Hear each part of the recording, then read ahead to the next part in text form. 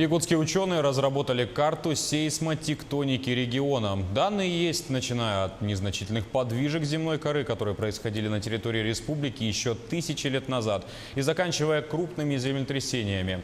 Она стала плодом труда ученых, которые исследовали свои труды в течение 40 лет. Карта поможет проследить закономерность в движении земных плит, наиболее опасных участков, тенденцию развития сейсмической опасности. Все это позволит в будущем избежать разрушительных катастроф. В прошлом году работа получила государственную премию Якутии в области науки и техники имени Василия Черяева.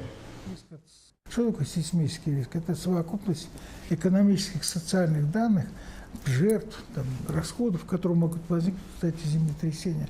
Так вот, скажем, первоочередной задачей, наверное, построение карты сейсмического риска на территории Якутска.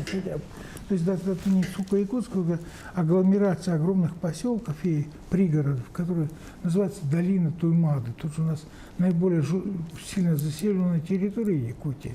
Это не секрет, наиболее промышленная часть.